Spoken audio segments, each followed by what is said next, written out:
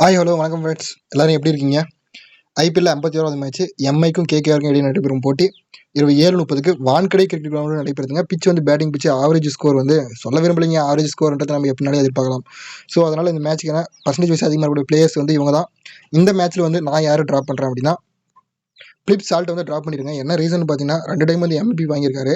அதே போல் நான் சொல்லிட்டேன், ஒரு சீசனுக்கு வந்து ஒரே ஒரு முறை தான் வந்து ஒரே பிளேயர் 3 டைம் MVP வாங்குவாங்க அப்படின்னு சொல்லிட்டு ருத்ராஜ் வாங்கிட்டாரு. ஸோ 100% இன்னைக்கு மேட்ச் வந்து பிலிப் சால்ட் ஃப்ளாப் ஆயிடுவார். ஸோ அதனால் இவரை ட்ராப் பண்ணிருங்க. இசான் கிசானை மஸ்ட்டாக வச்சிருங்க இந்த மேட்ச் பொறுத்தவரைக்கும். ஏன்னா விக்கெட் கீப்பர் ஆப்ஷன் வந்து வேறு யாரும் இல்லை. அடுத்த பிளேயர்னு பார்க்குறப்ப ஜஸ்பிரீத் பும்ரா வந்து மஸ்ட்டாக பிக் பண்ணிக்காங்க இந்த மேட்சை பொறுத்த வரைக்கும். ஏன்னா வான்கடே கிரிக்கெட் கிரவுண்டில் மட்டுமே ஓவராலாக 48 விக்கெட் எடுத்துருக்காங்க. இந்த மேட்ச் பொறுத்த வரைக்கும் கண்டிப்பாக ஒரு 2 விக்கெட் கிடைக்கும்னு நான் எதிர்பார்க்குறேன். ஏன்னா 2 விக்கெட் எடுத்தால் வான்கடே கிரவுண்டில் மட்டுமே 50 விக்கெட்டுகளை எடுத்து வீரர்னு சொல்லிட்டு ஒரு ரெக்கார்டு வந்து ரீச் பண்ணுவார் அப்படின்னு நான் எதிர்பார்க்குறேன். அதே போல் நீங்கள் நல்லா நோட் பண்ணி பார்த்தீங்கன்னா தெரியும், இப்போ ரீசெண்டாக நடந்த மேட்ச்சில் எல்லாமே கண்டினியூவாக அந்த பர்பிள் கேப்பில் இருக்கிறவங்க எல்லாருமே ஃபெயிலியர் ஆகிட்டு வந்தாங்க. நல்லா நோட் பண்ணி தெரியும், முஸ்தபிசுர் ரஹ்மானும் சரி, பும்ராவும் சரி, எல்லாருமே இதுக்கு முன்னாடி விளையாண்ட மேட்ச்சில் ஃப்ளாப் ஆகிட்டு வந்தாங்க. ஆனால் கண்டிப்பாக இதுக்கப்புறம் வரக்கூடிய மேட்ச்சில் எல்லாமே கண்டிப்பாக ஃபார்ம் ஆகி வருவாங்கன்னு நான் எதிர்பார்க்குறேன். என்ன ரீசன்னா, இன்னைக்கு பும்ரா விளையாடுனா மறுபடியும் அடுத்து சிஎஸ்கே மேட்ச். சிஎஸ்கே பக்கம் முஸ்தபிசுர் ரஹ்மான் வந்து 250வது மேட்ச் விளையாடுறாரு. ஸோ அதனால் பர்பிள் கேப்பில் வரக்கூடிய எல்லாருமே இப்போ இதுக்கப்புறம் நடக்கக்கூடிய மேட்ச்சில் வந்து பர்ஃபார்ம் பண்ணிட்டு வருவாங்க. ஸோ அதனால் பும்ரா வந்து நான் மஸ்ட்டாக பிக் பண்ணிக்கிறேன் இந்த மேட்சை பொறுத்த வரைக்கும்.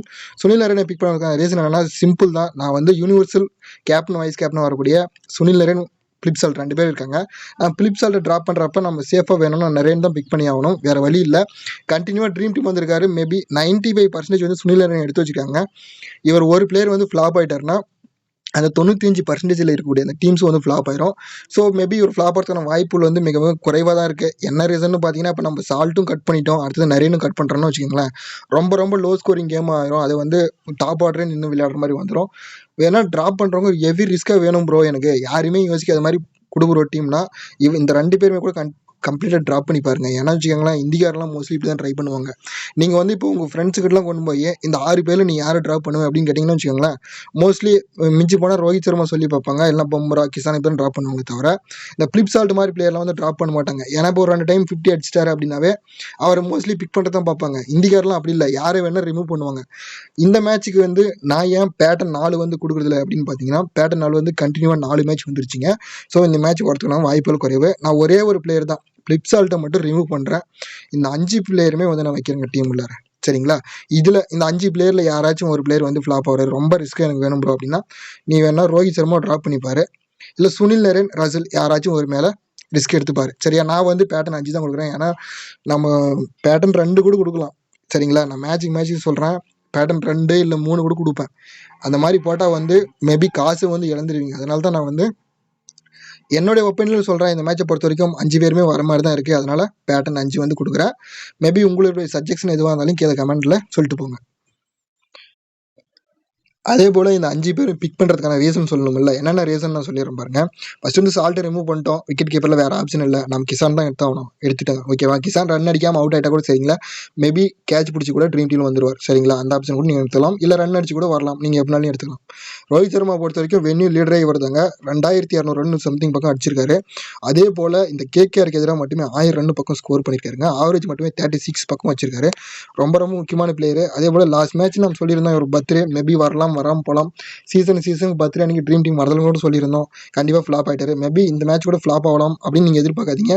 ஜஸ்ட் ஒரு 29 ரன் அடித்தா போதுங்க, 11,500 ரன் வந்து ஓவரால் T20 ரீச் பண்ணுவார். ஒரு பெரிய ரெக்கார்டோட உள்ள வராரு, கண்டிப்பாக சைன் ஆவார். அதே போல் இதே கிரவுண்டில் தான் சிஎஸ்கேக்கு எதிராக வந்து 100 ரன் அடிச்சிருக்காரு. அர்ஷித் ராணா தான் மேபி இவர் வந்து விக்கெட் எடுப்பார்னு எதிர்பார்த்தேன். அர்ஷித் ராணாவே வந்து பிளேயிங் லெவலில் இல்லைன்னு போட்டிருக்காங்க, அண்ணன் வேலுன்னு போட்டிருக்காங்க. மேபி ரோஹித் சர்மா சைன் ஆகிறதுக்கான வாய்ப்புகள் அதிகமாக இருக்குது. ஸோ தாராளமாக பிக் பண்ணிக்கோங்க. இசான் கிசானும் பிக் பண்ணிக்கோங்க.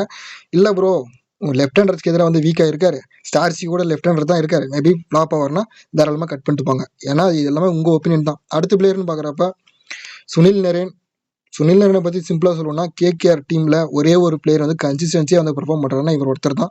இவரை நீங்கள் ரிஸ்க் எடுக்கிறப்ப என்ன ஒரு ப்ராப்ளம் வரும்னு வச்சுக்கோங்களேன். இப்போ 95% வந்து பிளேயர் பிக் பண்ணியிருக்காங்க.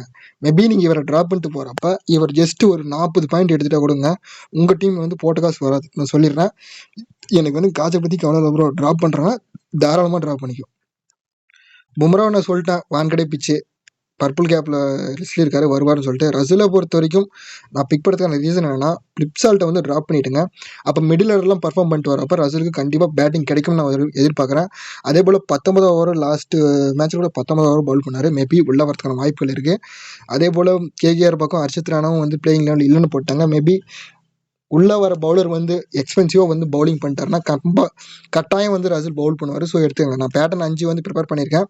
ஸோ பேட்டர்ன் 5 நான் கொடுத்துட்றேன். அடுத்து லோ பிக் பிளேயர்ஸ் யாருன்னு சொல்லிட்டு வாங்க பார்க்கலாம். அடுத்துங்க பர்சன்டேஜ் வச்சு லோவாக இருக்கக்கூடிய இந்த 6 பிளேயரில் என்னோட ஒப்பீனியனில் வந்து நான் என்னென்னு சொல்லிடுறேன். நான் யார் பிக் பண்ணுறேன்னு சொல்லிடுறேங்க. அதுக்கப்புறம் உங்கள் இஷ்டம், நீங்கள் எடுக்கிறது எனக்கு அர்த்தம். நான் வந்து இந்த மேட்சை பொறுத்த வரைக்கும் பியூஸ் சாவ்லாவோ ரிங்கு சிங்கே எடுக்க மாட்டேன். ஏன் சொல்கிறேன்னு வச்சுக்கோங்களேன், பியூஸ் சாவ்லாலாம் லாஸ்ட் சீசனில் பார்த்தீங்கன்னா 2 விக்கெட் எடுத்து ட்ரீம் டீம் வந்துட்டே இருந்தார். இந்த சீசன்லாம் வந்து பாருங்கள், மிஞ்சி போனால் ஒரு விக்கெட் எடுக்கிறாருங்க, அவ்வளோதான். அதுக்கப்புறம் வந்து மிஞ்சி போனால் ஒரு விக்கெட் எடுத்து ஒரு 33 பாயிண்ட் ட்ரீம் டீம் வராரு, இல்லைனா வரதில்லை. அதே மாதிரி ரிங்கு சிங்கை பொறுத்த வரைக்கும் நம்ம ஆடுவார்னு எடுத்து வைக்கிறோம். இவர் வந்து ஆடுறதே இல்லைங்க. சிம்பிளாக சொல்லணும்னா லாஸ்ட் சீசன் பர்ஃபார்ம் பண்ண பிளேயர்லாம் எந்த டீம்லையுமே இந்த மாதிரி பர்ஃபார்ம் பண்ணல. நீங்கள் குஜராத் பக்கம் கூட பாருங்கள், ரஷீத் கான் லாஸ்ட் சீசன்லாம் 3 விக்கெட் 2 விக்கெட்னு எடுத்துகிட்டே இருந்தார். பர்ஃபார்மே பண்ணுறது இல்லைங்க. அதனால் பியூஸ் சாவ்லா ரிங்கு சிங்கை நான் வந்து உங்களுக்கு கொடுக்க மாட்டேன்.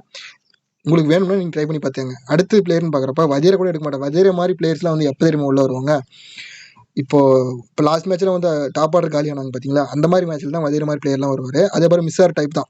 இந்த 3 பேரை நான் சொல்கிறதுக்கான ரீசன் என்னன்னா, வெங்கடேஷ் ஐயருங்க மும்பை இந்தியன்ஸ்க்கு எதிராக மட்டுமே 100 ரன்னு, 48 ரன்னு, 50 ரன்னு, ஆவரேஜ் வந்து 36 பக்கம் வச்சிருக்காரு. ஹெட் டு ஹெட்லாம் பார்த்தீங்கன்னா 40 மேலே வச்சிருக்காருங்க. வெங்கடேஷ் ஐயர் மாதிரி பிளேயர்லாம் யாரும் சொல்லவே மாட்டாங்க. ஏன்னா ஒரு பேட்டிங் ஆர்டர் கிடைக்கும் அப்படின்னு சொல்லுவாங்க. பட் வெங்கடேஷ் ஐயரை ட்ரை பண்ணி பாருங்க. ஏன்னா ஒரு டீமுக்கு எதிராக விளையாடக்கூடிய பிளேயர்ஸ் லோ பர்சன்டேஜ் இருக்கிறப்ப நிறைய முறை ட்ரீம் டீம் வந்து நம்ம பார்த்துருக்கோம். புரியுதுங்களா? ஸோ வெங்கடேஷ் ஐயரை ட்ரை பண்ணி பாருங்க. முகமது நபியை பற்றி ஏன் சொல்கிறேன் அப்படின்னு பார்த்தீங்கன்னா, மும்பை இந்தியன்ஸ் லாஸ்ட்டாக விளையாடின மேட்ச்சில் பாருங்க, 19வது ஓவர் வந்து பாண்டியா பவுல் பண்ணியிருப்பாரு. ஆனால் 20வது ஓவர் வந்து முகமது நபி தான் பவுல் பண்ணார். சரிங்களா? முகமது நபிக்கு வந்து ஒரு ரெக்கார்டு இருக்குது. 3 விக்கெட் எடுத்தால் போதும், 350 விக்கெட்டுகளை வந்து ஓவரால் T20ல ரீச் பண்ணுவார். ட்ரை பண்ணுறவங்க ட்ரை பண்ணி பாருங்கள். ரமன்தீப் சிங்கை பற்றி சொல்லணும்னாங்க, இவர் வந்து லாஸ்ட்டு சீசனில் மும்பை பக்கம் ப்ளே பண்ணியிருந்தார். சரியா? இந்த முறை வந்து கேகேஆர் பக்கம் இருக்காரு. ஸோ மேபி அந்த டீமில் விளையாடக்கூடிய ஸ்ட்ராட்டஜி தெரிஞ்சு மேபி உள்ளே வரலாம். பர்சன்டேஜும் லோவாக இருப்பார். இது வந்து ரொம்ப ரிஸ்க்கு. ட்ரை பண்ணுறவங்க நபியும் வெங்கடேஷ் ஐயரும் ட்ரை பண்ணி பாருங்கள். சரிங்களா? அடுத்து ஓவரால் பர்சன்டேஜில் இருக்கக்கூடிய இந்த 17 பிளேயரில் நான் எந்த 4 பிளேயரை ட்ரா பண்ணுறேன் அப்படின்னு பார்த்தீங்கன்னா,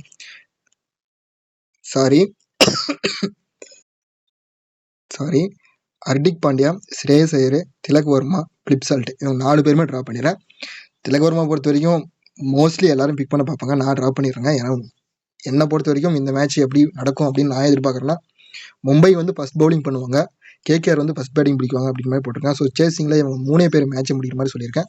சூரியகுமார் யாதவ் எடுக்கிறதுக்கான ரீசன் என்ன ப்ரோ அப்படின்னு கேட்டிங்கன்னா, 926 ரன் அடிச்சிருக்காருங்க ஹெட் டு ஹெட்டில் மட்டுமே.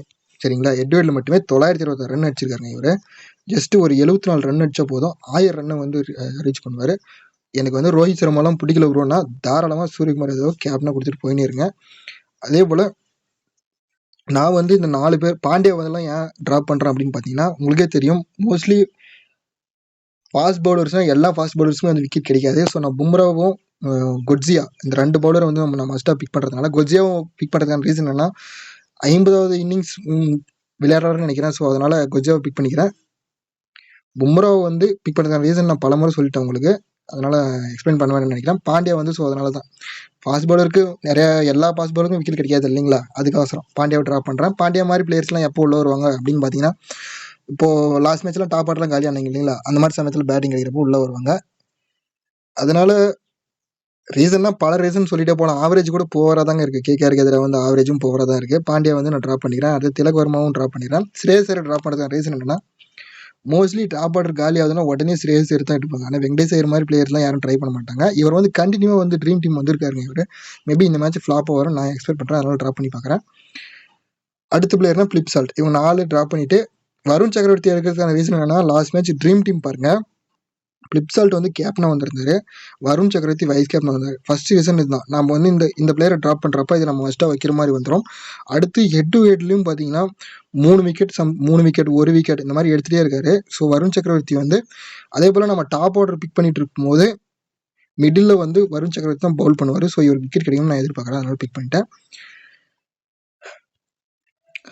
அதே போல் மும்பை இந்தியன்ஸில் மேபி பிளேயிங் லெவலில் ஏதாச்சும் சேஞ்சஸ் வந்து மேபி இந்த துஷாராவுக்கு பதிலாக ஒரு ஆகாஷ் மதுவாலோ இல்லை குமார் கார்த்திகேயோ யாராச்சும் வந்து குமார் கார்த்திகேயா இந்த பவுலரை சொல்லணும்னா மேபி ஒரு பிளேயிங் லெவலில் உள்ளே வந்தாவே அந்த பிளேயர் பிக் பண்ணிக்காங்க. ஏன்னா அவர் ஃபஸ்ட்டு மேட்ச் வந்து அந்த ஐபிஎல் வந்து எப்போ உள்ளே கொண்டு வருவாங்களோ அந்த மேட்ச் கண்டிப்பாக 2 விக்கெட் பக்கம் எடுத்துறாரு. ட்ரீம் டீம் வந்துருவார் குமார் கார்த்திகேயா.